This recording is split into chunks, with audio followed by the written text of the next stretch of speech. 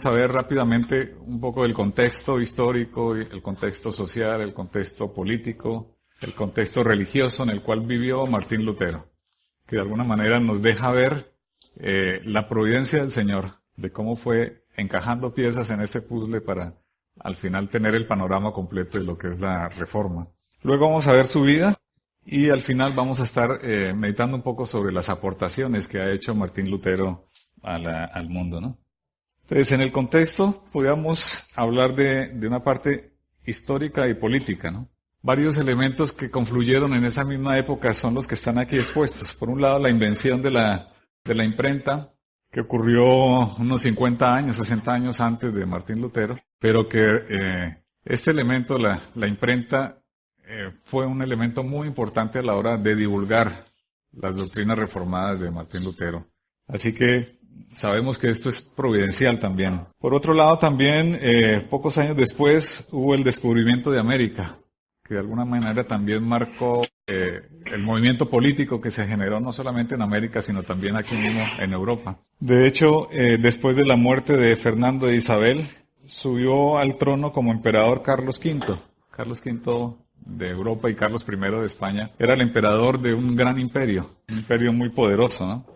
Que abarcaba prácticamente media Europa.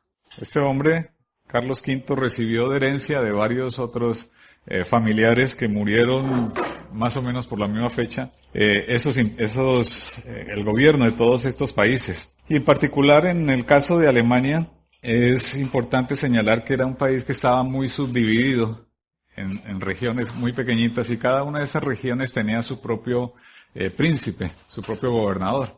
De alguna manera ejercían un gobierno independiente, pero también a su vez cohesionaban lo que llamaban el imperio alemán. En este caso en Sajonia estaba el príncipe elector Federico II el Sabio, que fue uno de los protectores de Martín Lutero, como sabemos por la historia. Entonces había una especie de compartir el poder entre los príncipes y la iglesia. Entonces, siempre había unas pugnas entre ellos, ¿no? Los príncipes y la iglesia por el poder. Habían negociaciones entre ellos, había movimientos políticos entre ellos para mantener siempre la hegemonía y el poder, ¿no? Y había unas pugnas, evidentemente, entre los príncipes y gobernantes y la iglesia. Y eso hacía que se generaran esas negociaciones y se cedieran algunas pretensiones de cada uno de ellos, algunas concesiones. En el caso de la iglesia, que tenía un gobierno político muy fuerte, también hacía concesiones a las autoridades civiles, pero las autoridades civiles a su vez dependían mucho del gobierno del Papa, ¿no? Del gobierno de la iglesia de ese entonces. Eso es en cuanto al contexto político. En cuanto al contexto social, he puesto allí un primer elemento que lo he llamado la situación del cristianismo. Y a su lado, ¿qué vemos? Una lámpara, ¿no? ¿Y cómo está esa lámpara? Apagada. Evidentemente el cristianismo en aquella época era como una lámpara apagada, ¿no? No era la lámpara que alumbraba al mundo para mostrar la condición en que estaba la sociedad, sino era una lámpara completamente apagada. Había entonces un declive social muy fuerte. Evidentemente que la iglesia tiene un deber que cumplir en medio de la sociedad que la palabra misma lo enseña, ¿no? Que es mostrarse, ser una luz que alumbra a lo alto, ¿no? Que sale debajo del almud y se pone en lo alto para alumbrar el mundo. Pero la iglesia en aquel tiempo no ejercía esa función. Su lámpara estaba apagada y por lo tanto había un declive moral en toda la sociedad. Por otra parte, pues Alemania en ese momento era una potencia comercial, ¿no? Pero también era víctima de los abusos y de la ambición de Roma. Entonces había un descontento social muy fuerte en Alemania por esos abusos que había de parte de la ambición de la iglesia desde Roma. Estas son solamente algunas pinceladas, ¿no? Un poco para entrar en el ambiente de la época. En cuanto al contexto religioso, pues habían unos cargos administrativos de la iglesia que eran muy lucrativos. Entonces, mucha gente estaba detrás de aquellos cargos religiosos porque representaban muchos ingresos. ¿Sí? Los papas y los prelados vivían de una forma muy holgada y también en una forma libertina, ¿no?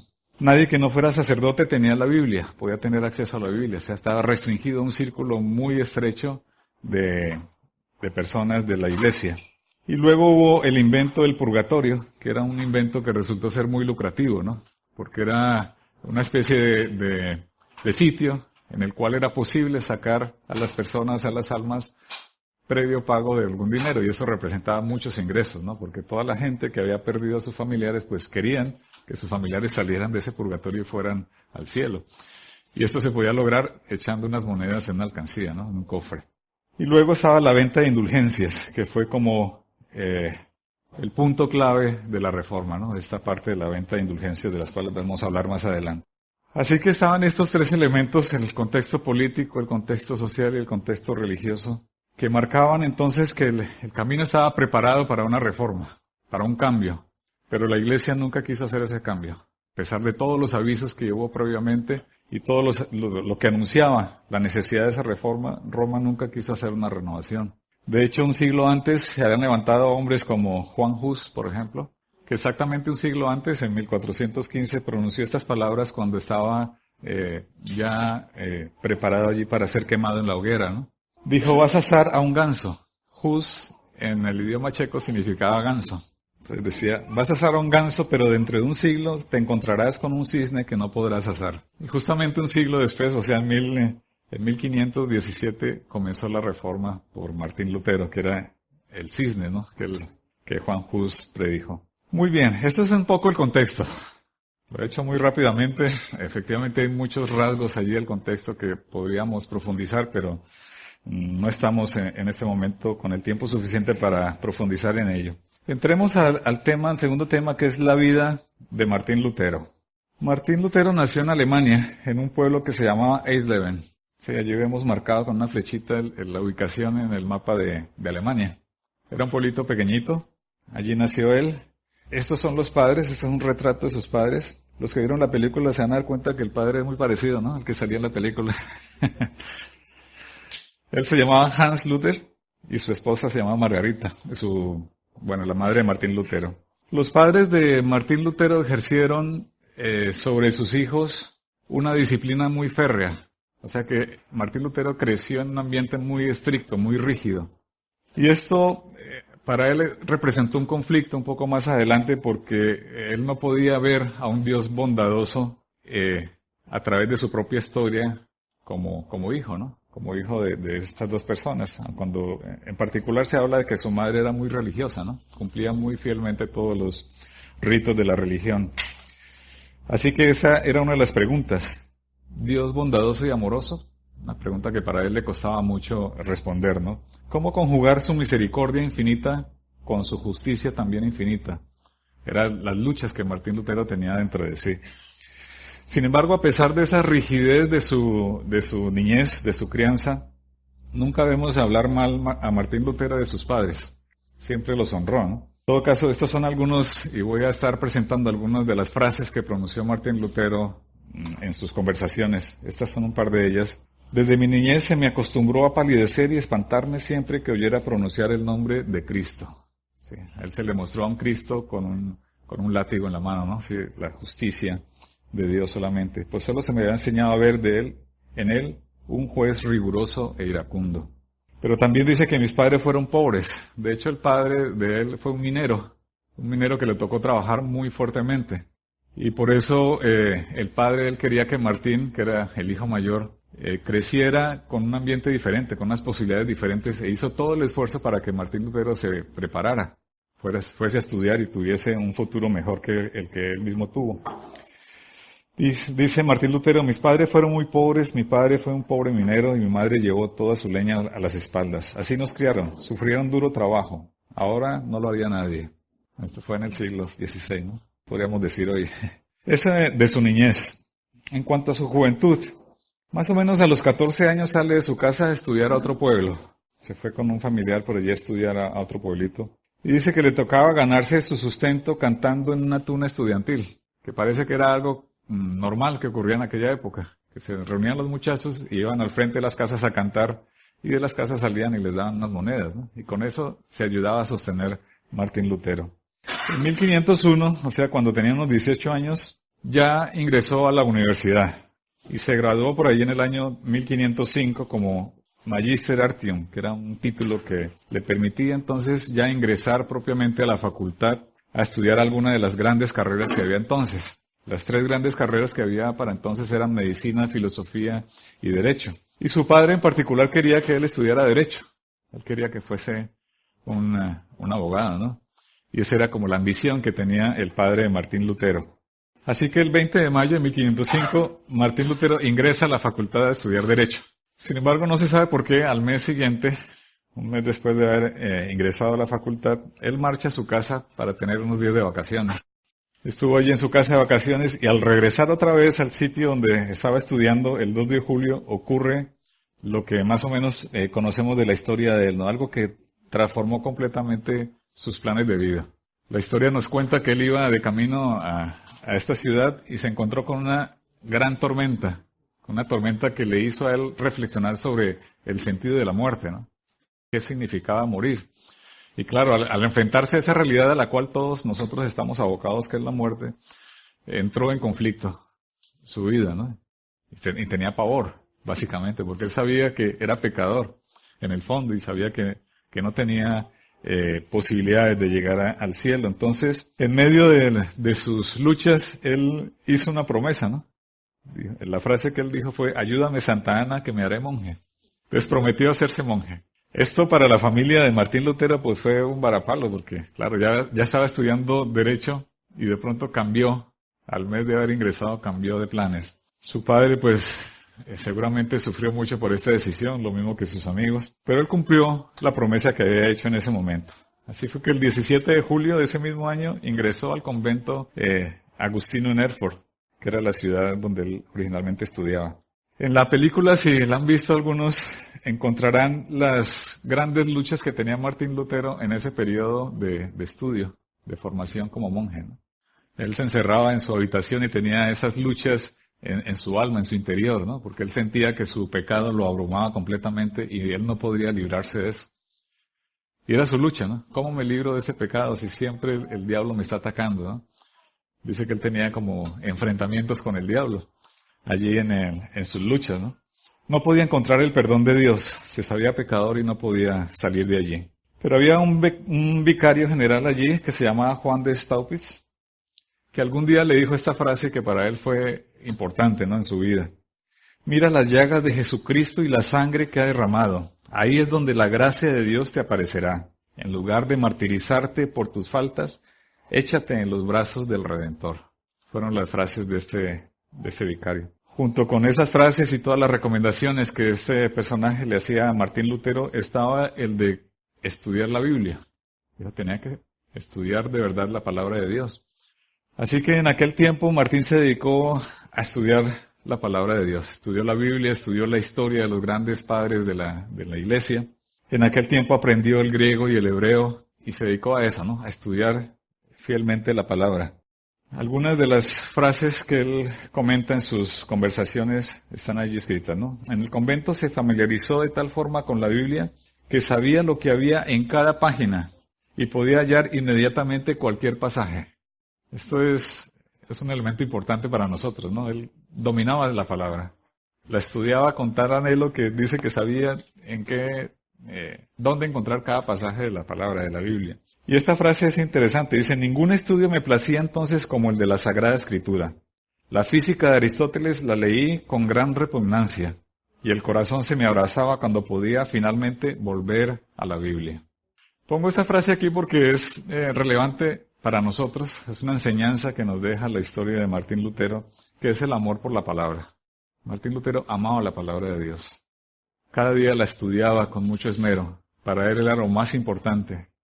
Evidentemente, podríamos decir, no tenía tantas distracciones como hoy día, ¿no? No tenía internet, no tenía televisión, y ¿qué más podía hacer? Pero no era el caso porque él amaba la palabra y seguro que si hubiese internet, él estuviese leyendo la palabra de Dios. Entonces es una enseñanza muy aplicada para nosotros, ¿no?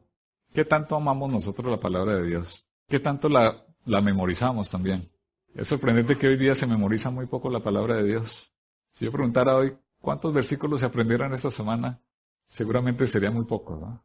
Recordamos por allí los que nos enseñaron en la escuela dominical, pero cuando adultos ya como que dejamos de ver la importancia incluso de memorizar la palabra de Dios. Y es importante estudiar la palabra, saber dónde se encuentra cada libro, entender cuáles son los pasajes claves para nuestra vida y saber dónde están.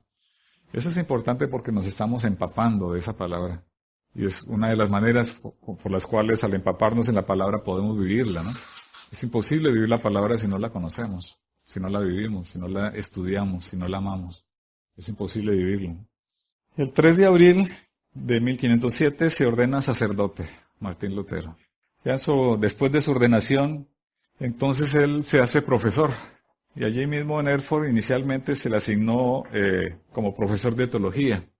Pero al poco tiempo se le envió a Wittenberg a enseñar allí una asignatura que se llamaba teología moral. En esos primeros años de profesor en Wittenberg, él se dedicó a estudiar sobre todo el libro de los Salmos y el libro de Romanos. Fueron como los dos libros que inicialmente él más amó, ¿no? Y en particular hay un pasaje que fue el que leímos esta mañana, en el versículo 17, que representó mucho para Martín Lutero, ¿no? Voy a volverlo a leer. Dice, porque en el Evangelio la justicia de Dios se revela por fe y para fe. Como está escrito, mas el justo por la fe vivirá. Ese pasaje caló muy, muy hondo en el corazón de Martín Lutero.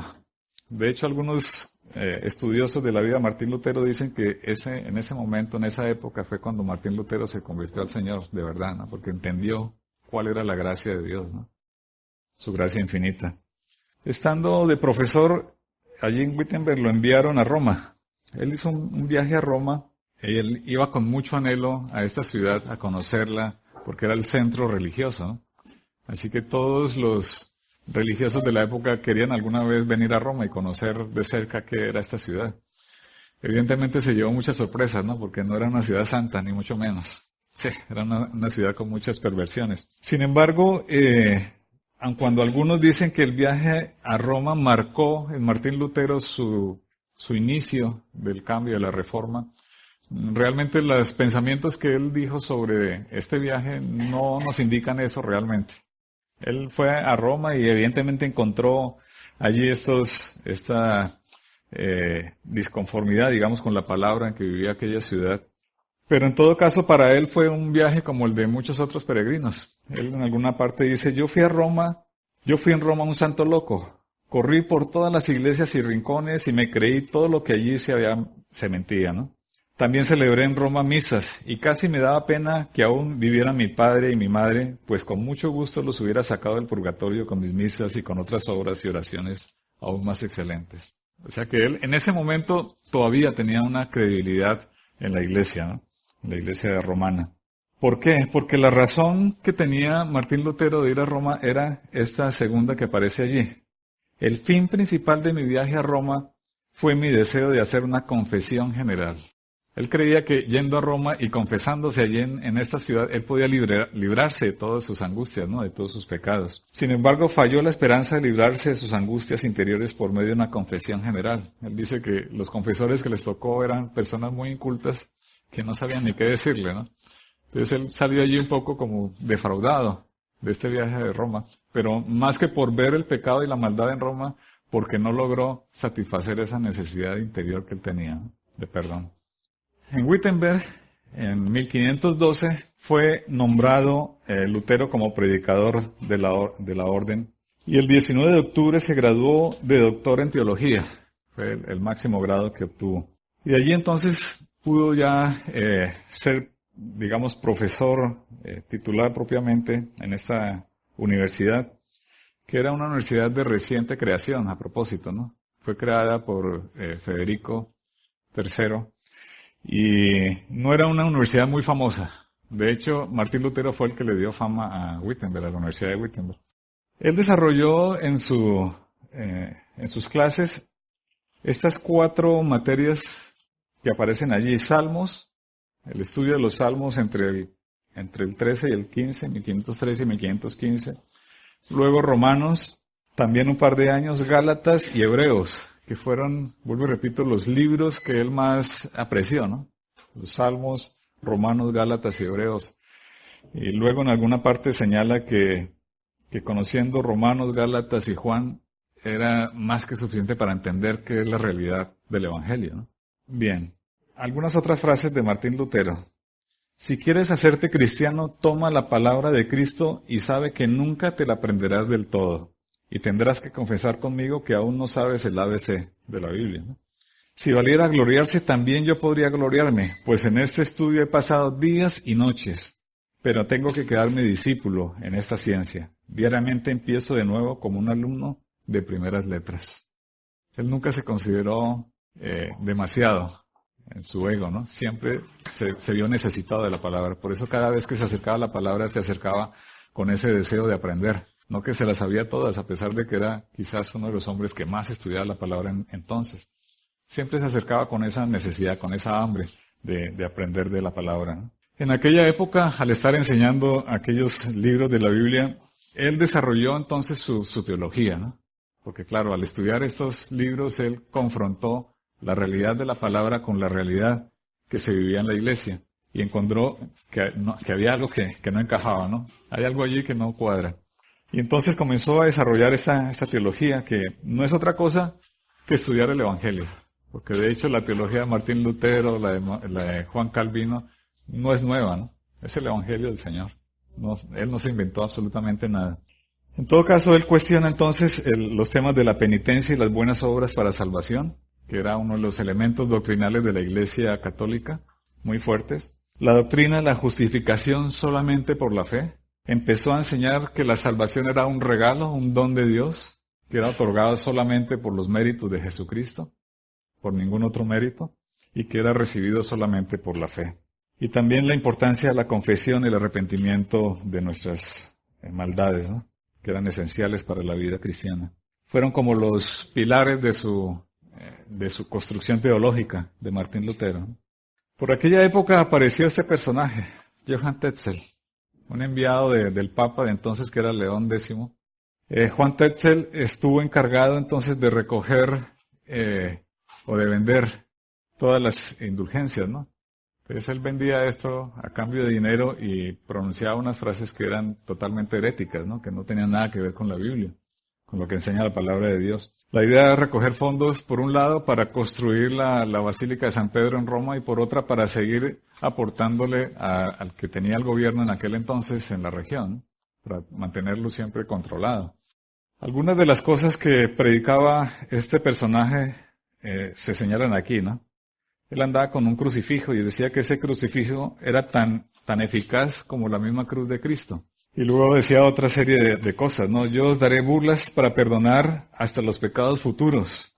Yo no cambiaría mis privilegios por los que tiene San Pedro, porque yo he salvado más almas con mis indulgencias que el apóstol con sus discursos, decía él. Ni aún el arrepentimiento es necesario para el perdón, solamente dar unas monedas, ¿no? Las indulgencias salvan también a los muertos. Escuchad a vuestros parientes y amigos difuntos que os gritan desde el fondo del abismo. Estamos sufriendo un horrible martirio. Una limosnita nos libraría de él, predicaba. En el mismo instante en que la pieza de moneda en mi cofre suena, saltando va el alma del purgatorio fuera. Tenía además versos. Y esto era lo que predicaba Juan Tetzel, ¿no? O Johann Tetzel. Y con esto recaudaba mucho dinero. Y sobre todo algo que molestaba mucho a Martín Lutero era el hecho de que la gente compraba estas indulgencias y entonces seguía viviendo una vida completamente libertina. O sea que no había ningún tipo de arrepentimiento.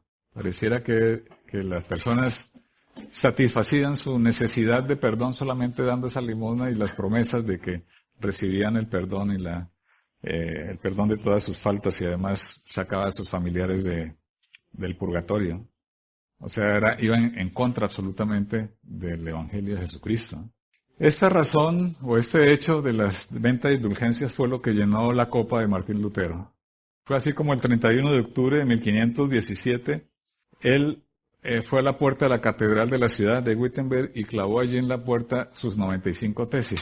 El clavar en la puerta de la catedral, esto significaba que él estaba retando en este caso a la iglesia para debatir sobre el tema de las indulgencias, ¿no? No vamos a leer las 95 tesis, pero tengo un breve resumen de en qué consistían estas tesis, ¿no? Él decía en primer lugar que el cristiano verdaderamente arrepentido tiene derecho al perdón, sin cartas de indulgencias. Dios le ha concedido la libertad que nadie le puede quitar. Es preferible hacer obras de caridad y suplir las necesidades de su hogar que comprar indulgencias. Esto porque había mucha gente muy pobre que dejaba de comprar su comida por ir a pagar las indulgencias, ¿no? Es doctrina humana predicar sobre el valor de las indulgencias, lo cual es solo una forma de sacarles el dinero a los pobres. Es blasfemia afirmar que las indulgencias son el inestimable don de Dios. ¿Por qué el Papa, que es muy rico, no construye de su propio dinero la Basílica de San Pedro en lugar de hacerlo con el de los pobres creyentes? ¿Por qué si el Papa puede sacar del purgatorio a las personas no lo vacía sin pedir dinero solamente por amor cristiano? Estos eran los cuestionamientos básicos que hacía Martín Lutero en las 95 tesis. Cada una de las tesis pues estaba girando alrededor de estos temas. A partir de ahí ya podemos hablar entonces ya no del profesor sino del reformador. Evidentemente que el clavar las 95 tesis allí en la puerta de esta catedral significó un antes y un después en su relación con la Iglesia. Que este reto era un reto directo al Papa, ¿no? Y a toda la autoridad eclesial de entonces. Así que el reformador lo podemos dividir en estos 4 aspectos. Este hecho marcó entonces un inicio de una serie de movimientos políticos alrededor de Martín Lutero. Hay que decir que cuando Martín Lutero clavó estas 95 tesis, inmediatamente estas fueron divulgadas a lo ancho y largo, no solamente de Alemania, sino de Europa. Cuenta que a las 2 semanas de haber clavado las tesis ya estaba conocida por toda Alemania y a los 2 meses por toda Europa. Fue quizás la primera vez que se utilizó la imprenta para hacer una divulgación masiva de un escrito, ¿no? Fueron las 95 tesis de Lutero. Erasmo de Rotterdam, que en aquel entonces se mostraba amigo de Martín Lutero, más adelante hubo problemas entre ellos, porque Erasmo predicaba mucho el humanismo, ¿no? Dijo alguna vez, nada me extraña que haya causado tanto ruido, porque ha cometido 2 faltas imperdonables. Haber atacado la tiara del Papa y el vientre de los frailes. Fueron las 2 cosas. Bueno, hubo también constantes llamados de parte de la Iglesia para que Martín Lutero se retractase, so pena de excomunión. Sí, siempre fue la amenaza, ¿no? Lo vamos a excomulgar, lo vamos a sacar de la Iglesia si no se retracta de lo que ha dicho. Además de eso hubo muchas tramas políticas, ¿no? Para lograr traer a Martín Lutero a Roma y juzgarlo allí. Todos sabían que si venía a Martín Lutero a Roma, allí lo iban a condenar, ¿no? Iba a morir en la hoguera. El Papa aceptó que se estaban presentando algunos abusos en la venta de indulgencias con tal de que Lutero se callara. Esta era como la meta, que ya no hablara más Martín Lutero porque estaba causando mucho ruido, ¿no? Pero Martín Lutero nunca cedió, ¿no? De hecho, en marzo de 1519 él envía una carta al Papa. Cuando envía la carta, según el escrito de la propia carta, pareciera que Martín Lutero todavía creía que el Papa era un poco inocente frente a los abusos que estaba cometiendo la Iglesia. Sin embargo, por esos mismos días también hay otro escrito de Martín Lutero que revela que ya estaba completamente convencido que el Papa no era absolutamente inocente de lo que estaba pasando con las ventas de las indulgencias y con todos los males de la Iglesia. Decía Martín Lutero, algunos apartes de su carta al Papa, lo siguiente: no presta atención a aquellas sirenas que lo elevan como si fuera usted un semidios en lugar de un mero hombre. Usted es un siervo de los siervos y tiene un puesto peligroso y delicado. No deje que lo engañen los que pretenden que usted es el Señor del mundo. Bueno, esto el Papa no le hizo mucho caso, ¿no? Evidentemente. A partir de entonces, Martín Lutero prometió guardar silencio. Dijo, voy a guardar silencio, no voy a hablar más para no entrar más en conflictos. Pero también se levantó otro hombre que fue Juan Eck. Juan Eck quería hacer un debate con Martín Lutero. Y llegó hasta Sajonia para hacer este debate, pero cuando comenzó el debate no llegó Martín Lutero, o si llegó fue como oyente solamente, no hablaba porque él había hecho esa promesa. Así que el debate inició con otra persona, amigo y seguidor de Martín Lutero. Pero Juan Eck movió los hilos políticos para hacer que Martín Lutero hablara. Y entonces comenzaron el debate con Martín Lutero, dice que duró 19 días. Que hubo más de 200 asistentes allí, que estaban algunos de los príncipes, y que los temas en los cuales giró este debate entre Martín Lutero y Juan Eck fueron estos, ¿no? El libre albedrío, el arrepentimiento, el sacerdocio y el papado. O sea, todos temas muy relevantes para la religión de entonces, ¿no? El libre albedrío, el arrepentimiento, el sacerdocio. Y sobre todo cuando entró en el debate el tema del papado, pues hubo una división muy marcada de opiniones entre los dos, entre Juan Eck, que él decía que la Biblia argumentaba que Pedro era la piedra que el Señor había dicho sobre la cual construiría la iglesia. Y Martín Lutero lo debatía diciendo que no, que es Jesucristo. Y claro, este era un elemento, y sigue siendo hoy día para la Iglesia Católica un elemento de discordia con la Iglesia Evangélica, ¿no? Porque ellos siguen insistiendo que el padre de la Iglesia, o la piedra sobre la cual se construye la Iglesia, es Pedro. Nosotros sabemos que no es así, que es Jesucristo, ¿no? La piedra angular. Así que Juan Eck, entonces, en el debate, le dijo a Martín Lutero que él estaba haciendo lo mismo que sus antecesores, que Wycliffe y Hus, ¿no? Que estaba cometiendo el mismo error, acusando a la Iglesia de que no era realmente, digamos, apoyada o soportada en Pedro. Entonces, si estaba apoyando a Wycliffe y a Hus, estaba de alguna manera contradiciendo el concilio de Constanza, que era el que había acusado y había hecho que se quemaran Hus y Wycliffe un siglo antes. Y él dijo estas palabras, ¿no? Veo que sigue la maldita y horrible línea de Juan Wycliffe, quien también decía que no era necesario para la salvación creer que la Iglesia romana está por encima de todas las otras. Creo que es partidario de los terribles errores de Juan Hus, quien declaraba que Pedro ni fue ni es cabeza de la Santa Iglesia Católica. Dice que ese fue el momento en que se rompió ya el debate entre Martín Lutero y este señor Eck. Eck recogió sus papeles y marchó de allí, ¿no? Este fue el último debate en el que Martín Lutero se vio sometido, ¿no? Bien, voy a leer unos versículos de la carta de Pablo a los Tesalonicenses porque tiene mucho que ver con esta historia que estamos estudiando de Martín Lutero. Dice, por lo demás, hermanos, orad por nosotros para que la palabra del Señor corra y sea glorificada, así como lo fue entre vosotros. Y esta era una de las premisas de Martín Lutero, que la palabra del Señor corra de verdad y cause efecto en los corazones de las personas. Y para que seamos librados de hombres perversos y malos, pues no es de todos la fe. Pero fiel es el Señor que os afirmará y guardará del mal. Y tenemos confianza respecto a vosotros en el Señor, en que hacéis y haréis lo que os he mandado.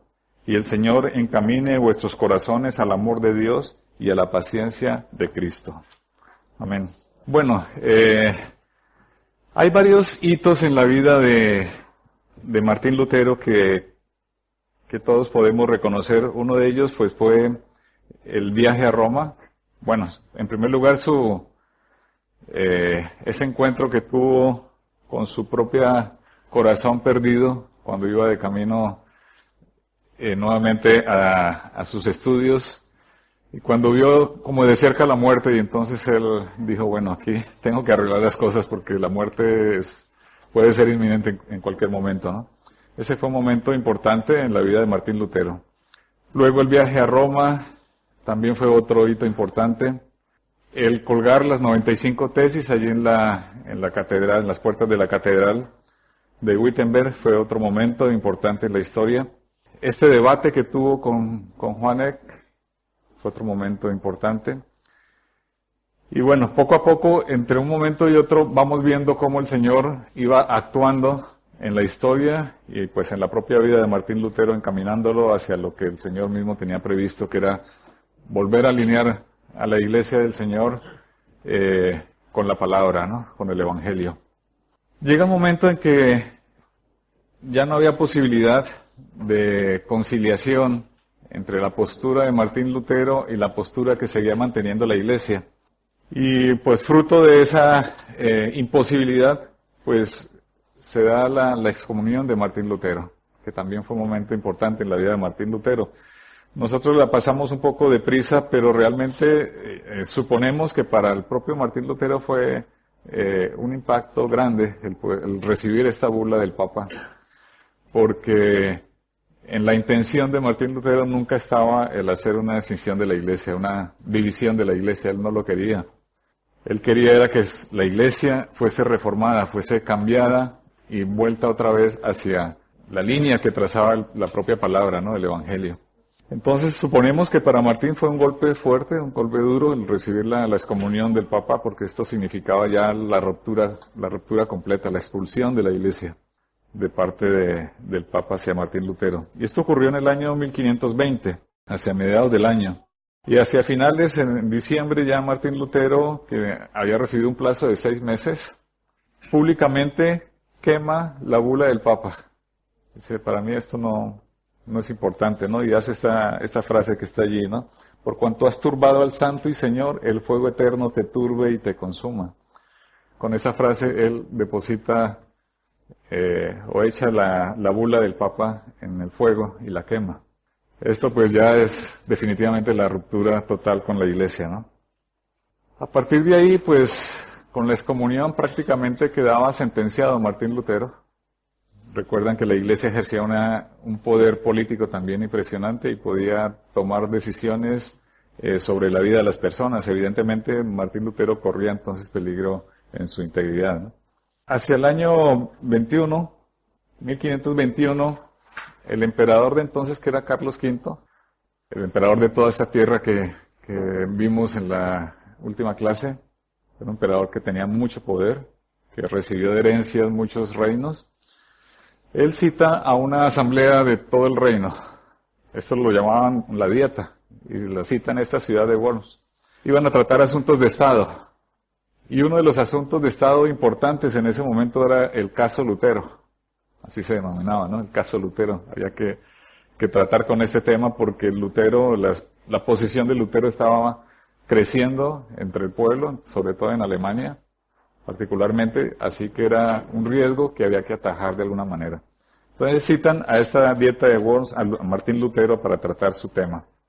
Dicen que en esta reunión, en esta asamblea, pues estaba el propio emperador Carlos V, estaba un archiduque, 6 electores, 6 príncipes electores, 24 duques, 8 marqueses, 30 obispos y arzobispos, 7 embajadores, es decir, había una reunión allí muy, muy importante, ¿no? Era la crema innata del gobierno de entonces. En total, según cuenta la historia, había más de 5.000 personas, porque además de los gobernantes que habían sido citados, pues había muchos partidarios de Martín Lutero que también estaban allí presentes para escuchar un poco el desarrollo de la dieta, ¿no? De la asamblea que iba a tener lugar allí. No hubo ninguna discusión grande allí, solamente se le hicieron a Martín Lutero 2 preguntas. Una primera pregunta tuvo relación con sus escritos.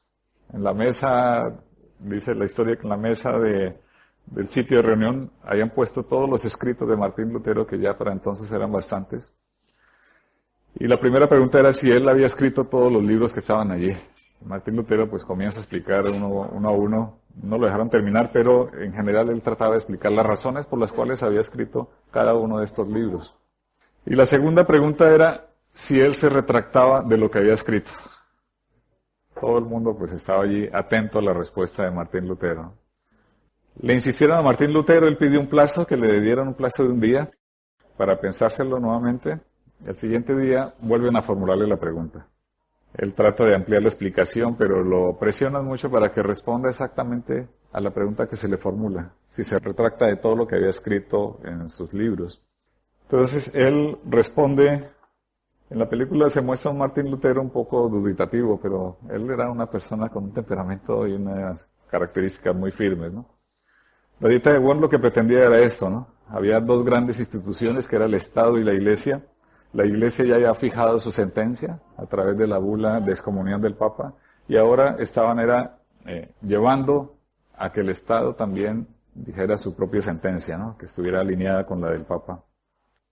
Las palabras de Martín Lutero fueron estas: el Papa y los concilios han caído en un error y en contradicciones. Por tanto, si no se me convence con testimonios de la Biblia o con razones evidentes y claras a mi conciencia sujeta a esta palabra de Dios, yo no puedo ni quiero retractarme de nada, porque no es bueno ni digno de un cristiano obrar contra lo que dicta su conciencia.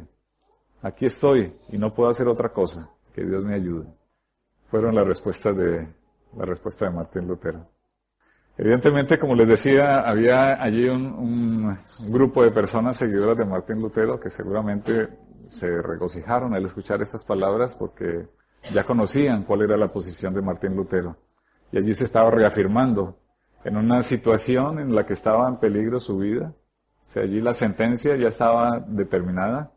O él se retractaba o sencillamente el Estado también se alineaba con la Iglesia para sentenciar a Martín Lutero. En ese momento él tenía la protección de un salvoconducto, por lo tanto no se podía ejercer sentencia sobre él en ese mismo instante. Así que lo deja marchar, pero el príncipe elector de Sajonia, que recuerda cómo se llamaba, Federico I, organiza un rapto de Martín Lutero, ¿sí? Para evitar que otras personas vinieran y lo cogieran y lo mataran, ¿no? Organiza un rapto que el propio Martín Lutero no se esperaba, y entonces lo llevan al castillo de Wartburg, ¿sí? De Wartburgo, un castillo del príncipe elector Federico I. Y allí prácticamente está recluido. El pueblo y la gente no sabe qué fue de Martín Lutero. Saben que salió de la dieta esta, de la reunión que había, pero no llegó a su sitio de destino. No se sabía qué había pasado con él y pasaron varios meses sin que nadie supiera qué pasaba con él. Él estaba entonces exiliado allí en este castillo, pero fue un exilio también providencial porque allí en este tiempo que él estuvo exiliado se dedicó a hacer la traducción de la palabra de la Biblia.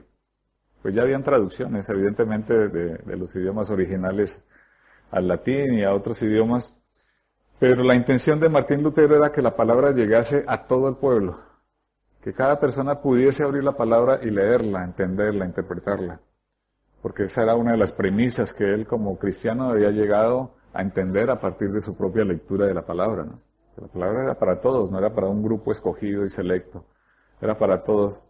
Así que su intención era traducirla a un lenguaje que pudiese ser comprensible. Entonces él se dedicó, utilizó como base una traducción que había hecho otro de los personajes que más adelante vamos a hablar un poco de él, que fue Erasmo de Rotterdam.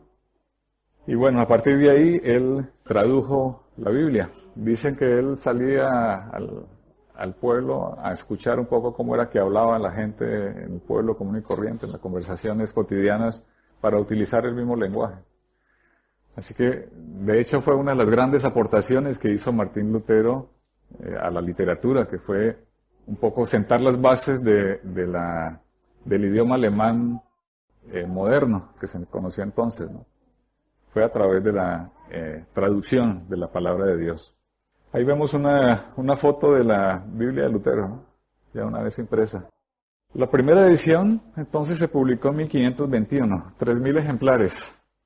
Para entonces, pues era una primera utilización, digámoslo así, de la imprenta de Gutenberg. Fue la impresión de la Biblia, el primer libro impreso como libro, con 3.000 ejemplares. Dice que esa edición de 3.000 ejemplares se agotó en 3 meses. Repartió completamente los 3.000 ejemplares. Y ya para el año 1553 habían 58 reimpresiones de la Biblia. Ahí hay una frase que dice lo siguiente: todos leían el Nuevo Testamento con el más ferviente deseo. Lo llevaban consigo a todo lugar, a todas partes, lo aprendían de memoria. Y hasta gente sin instrucción se atrevía, fundado en las Sagradas Escrituras, a disputar acerca de la fe y el Evangelio con los profesores, con los doctores y con los frailes. Esta era una de las metas que se proponía Martín Lutero, ¿no? Que la palabra llegase al pueblo. Y el pueblo recibió con mucho gozo esa traducción de Martín Lutero. La llevaban en el bolsillo a todas partes, la leían, la aprendían de memoria. Amaban la palabra de Dios, ¿no? Un poco confirmaba un poco lo que comentaba hace 8 días, ¿no? De la importancia de la palabra de Dios para la iglesia. Hubo un aspecto negativo, según la historia, en la vida de Martín Lutero, que fue la que se llamó la Guerra del Campesinado. En aquel entonces, vuelvo y repito, la influencia de Martín Lutero sobre toda Alemania era muy grande. Claro, lo primero que se veía era un poco la rebelión de Martín Lutero contra la iglesia establecida. Y eso suscitó que las gentes, los campesinos en este caso también, se vieran como impulsados a rebelarse contra la ley establecida del Estado. Entonces hubo la rebelión del campesinado, la guerra del campesinado. Ellos de hecho estaban haciendo unas solicitudes que resultaban razonables, ¿no? Ellos querían tener su propio derecho a recoger la leña, por ejemplo, de los bosques, la abolición de la servidumbre, la reducción de impuestos, el cese de los castigos arbitrarios y reivindicaciones de este tipo. Sin embargo, al preguntar a Martín Lutero, él se alineó con los príncipes, con los nobles, y no con el campesinado. Sí, y esto suscitó entonces toda una represión contra el campesinado. Hubo mucha muerte allí por la represión que hubo de parte de los príncipes. Él los llamaba, Martín Lutero, en uno de los escritos, las hordas asesinas y ladronas de los campesinos, porque ellos también, durante el ejercicio pues de las peticiones que hacían, ellos habían hecho también actos vandálicos, digámoslo así. Entonces surge esa pregunta, ¿no? ¿Qué pasó allí en el caso de Martín Lutero? Algunos diríamos, bueno, obró quizás injustamente al alinearse con los opresores, con la nobleza, con los príncipes, en lugar de alinearse con los pobres y los campesinos. Es una pregunta que queda un poco en el aire. Yo en particular tengo mi opinión al respecto, que la voy a plantear solamente como una hipótesis, y es que el Señor tenía control también de esta situación, en su soberanía. Y de hecho, el que Martín Lutero estuviese alineado con los príncipes sirvió para que la posición de Martín Lutero, la reforma de la Iglesia, se viera protegida, en cierta manera, por aquellos que tenían el poder de parte de los príncipes y de los nobles del Estado. Y eso permitió entonces que la reforma, la posición de Martín Lutero no se ahogara por la represión propia de los nobles, ¿no? Y de esa manera se extendiera. Esa es un poco la lectura que yo hago de esta situación, ¿no? Pero bueno, en general la historia lo apunta como un lunar en la vida de Martín Lutero. Otro aspecto de la vida de Martín Lutero fue su matrimonio con esta ex monja. Hubo un grupo de monjas que también se rebelaron y se alinearon con la reforma. Dentro de ellas estaba Catalina Bombora, esa es una ex monja. Martín Lutero se casó con ella. Algunos hacen una lectura, digo yo, equivocada de su matrimonio porque dicen que él se casó como un acto de rebeldía también contra el celibato de la Iglesia. Pero yo creo que no, que él se casó porque amaba a esta mujer y quería formar su familia. De hecho, una de las frases bien interesantes que da Martín Lutero sobre el matrimonio es esta que está ahí escrita, ¿no? Dice, para los que no alcanzan a leer, después de la palabra de Dios, no hay un tesoro más precioso que el santo matrimonio. El mayor don de Dios sobre la tierra es una esposa piadosa, alegre, temerosa de Dios y hogareña, con la que puedas vivir en paz, a la que puedas confiar tus bienes, tu cuerpo y tu vida. O sea que aquí vemos cuál era realmente qué era lo que pensaba el Martín Lutero con respecto a su esposa. Bueno, de hecho la vida de Martín Lutero, la vida de familia fue una vida rica también. Él quiso a sus hijos, tuvo 6 hijos, Martín Lutero, con su matrimonio con Catalina Bombora. Y cuentan que él se dedicaba mucho a su familia también. A pesar de que tenía muchas otras ocupaciones, él se dedicaba a su familia, hacía sus reuniones en casa. Y cuentan que allí, en estas reuniones que hacía en casa, además de la lectura de la palabra y esto, él cantaba. Martín Lutero también era músico, ¿no? Dice que tocaba algunos instrumentos, componía himnos, de hecho conocemos algunos de ellos que aún hoy día los cantamos en las iglesias, ¿no? Era un gran compositor. Más adelante vamos a hablar un poco del tema de la música. Bueno, esta es un poco la historia de la vida de Martín Lutero. Quería detenerme ahora un poco para hablar de sus aportaciones, ¿no? Allí aparece muy grande la palabra reforma y un poco el significado, ¿no? Que era volver a dar forma. Esa es la reforma, volver a dar forma. La iglesia había perdido su forma, se había deformado por completo, ¿no? ¿Por qué razón? Porque se habían introducido aspectos que no eran bíblicos, aspectos de la tradición, de las costumbres, de la época y también de las pretensiones que los propios dirigentes de la iglesia en su momento tuvieron. Y poco a poco se fue entonces marchitando el esplendor de la iglesia. Y Martín Lutero lo descubrió y quiso volver a dar la forma original bíblica, ¿no? La forma del Evangelio.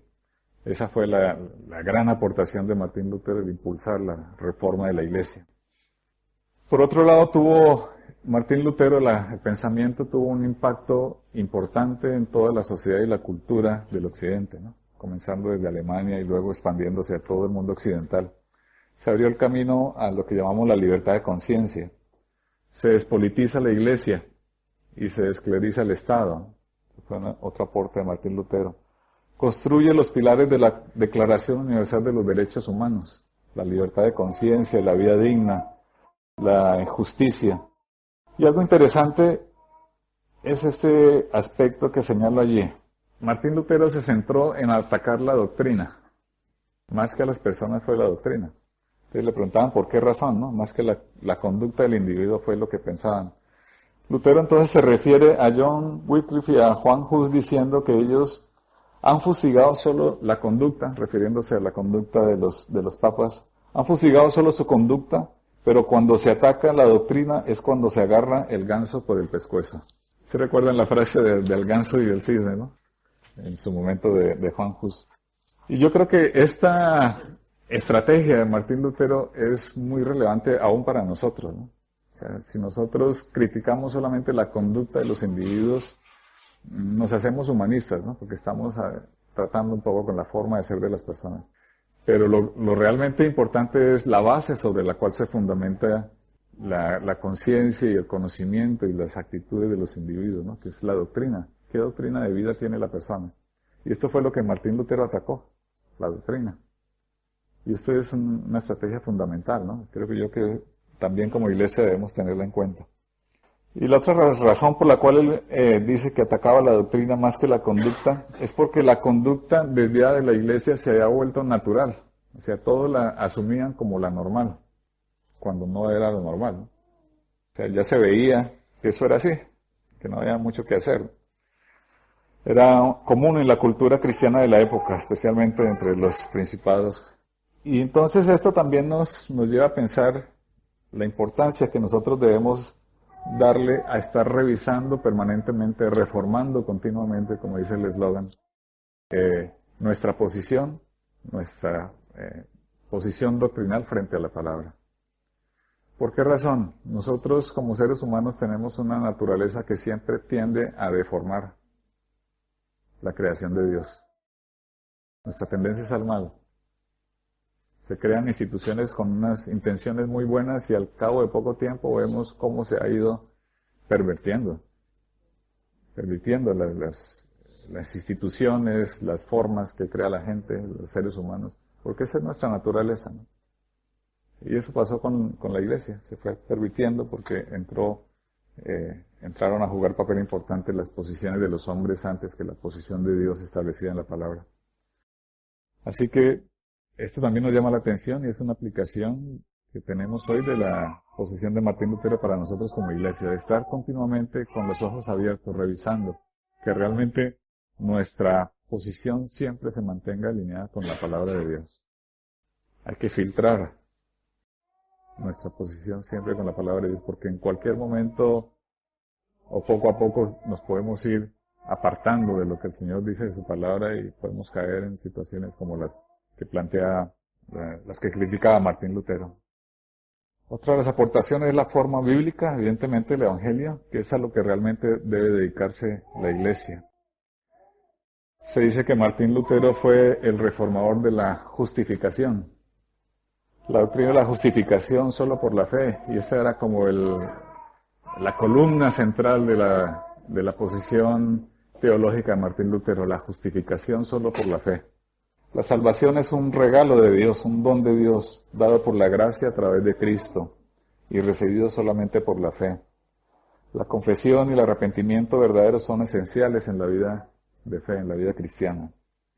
Y la otra aportación es lo de la Biblia que les comentaba, ¿no? La Biblia es para todos, no es para un grupo selecto, es para todos.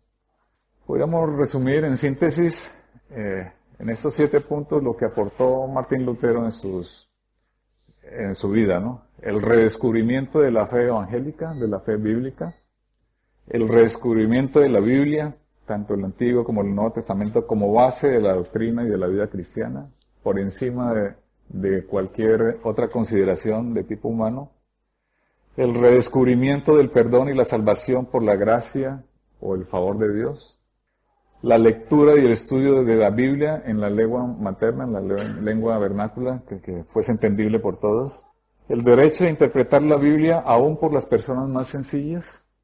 Martín Lutero predicaba mucho el sacerdocio universal, es decir, que todos somos sacerdotes de alguna manera porque podemos estar en contacto directo con el Señor a través de la palabra y de la oración. La afirmación de la libertad de conciencia, la cual está sometida únicamente a la palabra de Dios. Y el uso de la música en la liturgia y el canto de himnos en el culto público y congregacional. También como la Biblia, el canto en la antigüedad estaba solamente destinado a ciertos individuos, ¿no? No era algo que se hiciera dentro de la iglesia, en comunidad, ¿no? Así que esta fue una aportación también importante. Esta es una de las frases hablando de la música de Martín Lutero. Como les decía la vez pasada, me gustó encontrar algunas de esas frases porque nos muestran un poco cómo era la personalidad de Martín Lutero. Y él decía lo siguiente: la música gobierna al mundo, endulza las costumbres, consuela al hombre en la aflicción. Es hija del cielo, es el más bello y el más glorioso don de Dios. Es una disciplina, es una educadora. Hace a las gentes más dulces, más amables, más morales, más razonables. La música es un maravilloso don de Dios y próximo a la teología. No renunciaría a mis escasos conocimientos musicales salvo por razones de fuerza mayor. La juventud debería ser enseñada en el arte de la música, ya que hace a la gente más habilidosa. Ciertamente me gustaría alabar la música con todo mi corazón, como el excelente don de Dios que es, y recomendárselo a todos. Eso era lo que pensaba Martín Lutero de la música. Bueno, no sé si recuerdan algún título de himnos que compuso Martín Lutero. Castillo fuerte nuestro Dios es la que recordamos todos, ¿no? Este himno lo compuso Martín Lutero un poco más adelante, cuando estaba sumido en una depresión profunda por la situación que se vivía en el mundo, ¿no? Él estaba deprimido y compuso esa canción, ¿no? Castillo fuerte es nuestro Dios. Podríamos hablar de la personalidad de Lutero. Lutero no era una perita en dulce, como solemos decir. Su personalidad era una personalidad muy fuerte. Lutero real no era ni un santo ni un monstruo. Lo que humanamente más atrae en él es su vitalidad irresistible, ¿no? Y su potente espontaneidad. Dice que Lutero hablaba siempre con absoluta franqueza, a veces con la mayor imprudencia, diciendo todo lo que en aquel momento se le pasaba por la mente. Dice que Martín Lutero era todo lo contrario de un hipócrita. No sabía para nada, desconocido, dice allí, las picardías de la diplomacia. No hablaba para darle gusto a la gente, ¿no? Decía las cosas como las pensaba. No era un pensador sistemático, además de todo, ¿no? Él no era, digamos, un pensador que desarrollaba muy estructuradamente sus ideas. De hecho, algunos encuentran contradicciones dentro de sus posiciones, ¿no? Porque no era sistemático. Él, digamos que Dios lo eligió para ser un hombre fuerte y valiente con respecto a la iglesia, ¿sí? No para ser un gran filósofo. No era un pensador sistemático y le importaba muy poco incurrir en contradicciones. No se lo pensaba, ¿no? Dice, frente a los católicos predicaba la libertad de interpretación de la Biblia, mas a sus adeptos no les toleraba la menor contradicción. Sí, la personalidad de Martín Lutero era una personalidad muy, muy fuerte, ¿no? Yo supongo que discutir con él era complicado, ¿no? Era complicado. Pero era el hombre que se necesitaba para ese momento. Un hombre con un carácter más débil, más sumiso, seguramente no hubiese logrado desarrollar la reforma como lo hizo Martín Lutero. Podemos concluir entonces lo siguiente, hermanos. En primer lugar, Dios controla y dirige los eventos políticos, sociales y personales para edificar a su iglesia.